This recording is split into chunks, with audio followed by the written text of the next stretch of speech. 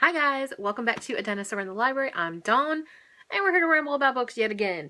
So today, as promised last week, is my second video for LGBTQ Pride Month, and this week it's going to be I think I ended up with 12 books, LGBTQ books that I have not read yet, but that are on my TBR and that I really need to get to.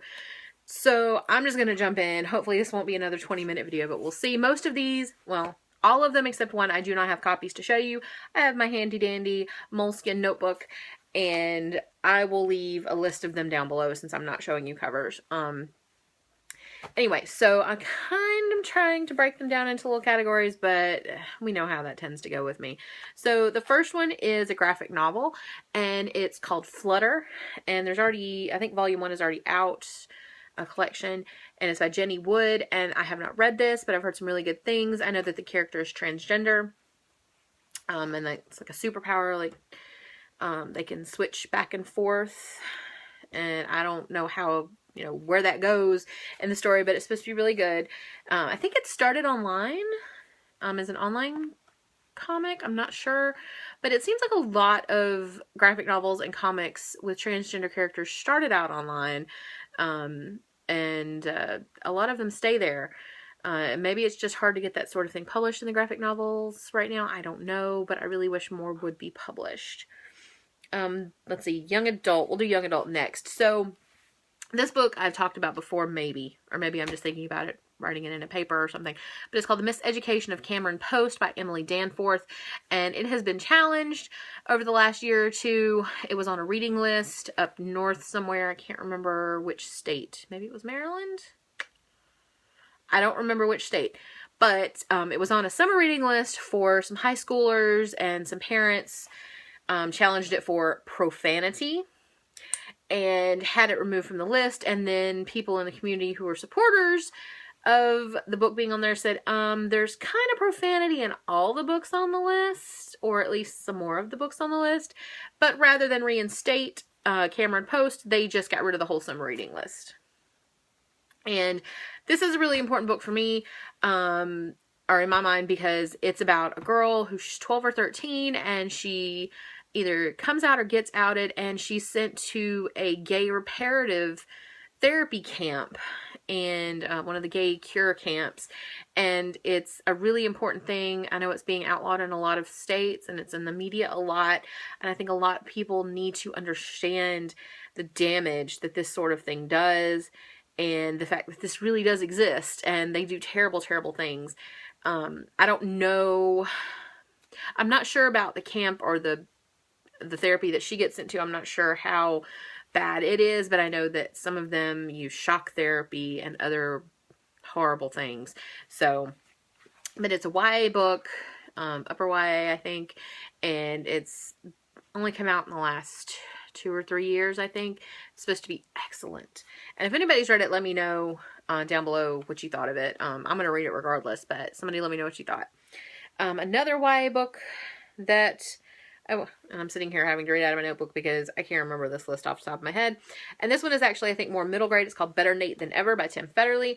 I don't know a whole lot about it. All I know is that it looks super cute, and it was a Stonewall Honor.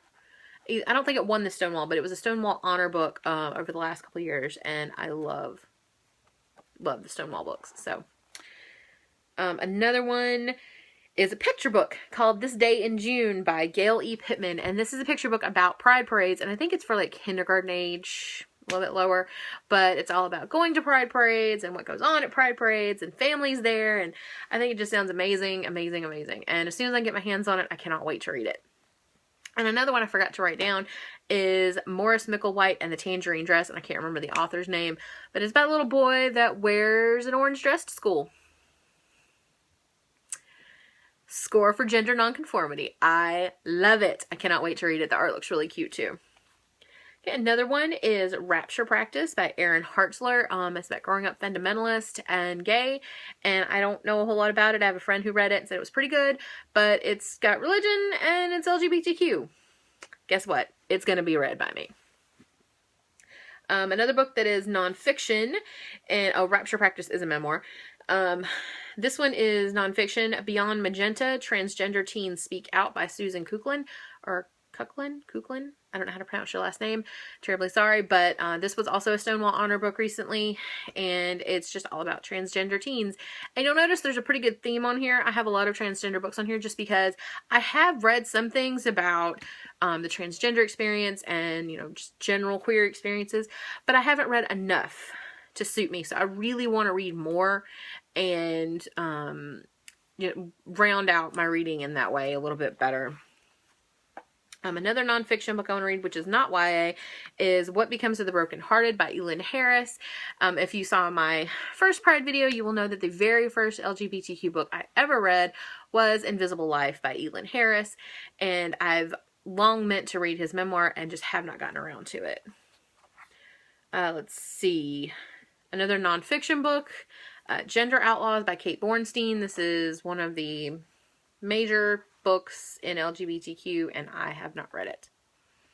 I've read excerpts here and there, collected in other anthologies and things. You know, you have books that have like pieces of books, and I've read, I think, an excerpt from it, but I really, really need to read that whole book.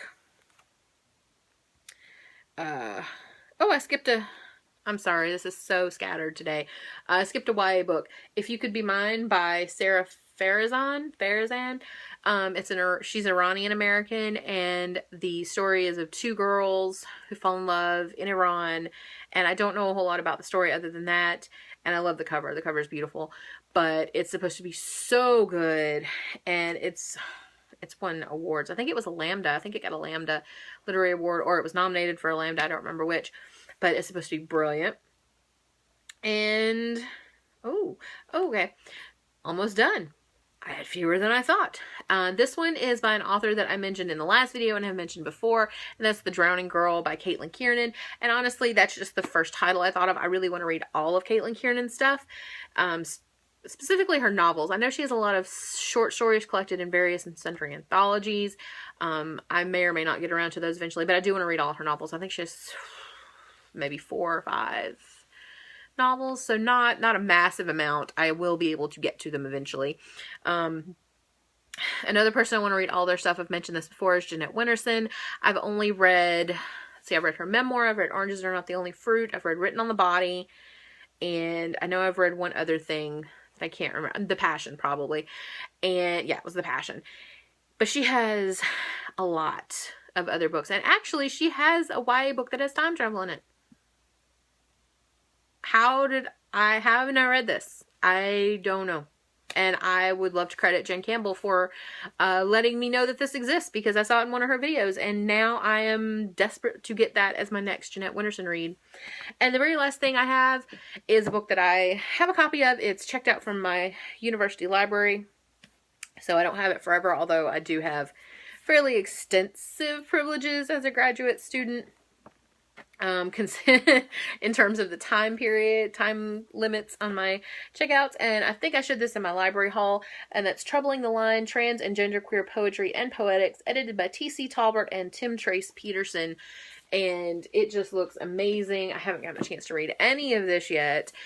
Classes have been killing me, but it's just, as it says, poetry and poetics, all about being transgender and genderqueer, and as I said, these are a couple of areas in my LGBTQ reading that I really want to round out. I just don't think I've read enough in those areas. And quite honestly, there hasn't been a terrible, huge amount of it over the years. It's getting better. There's much better coverage, but it's still not as prominent as, say, gay males. You can find a lot of books about gay men.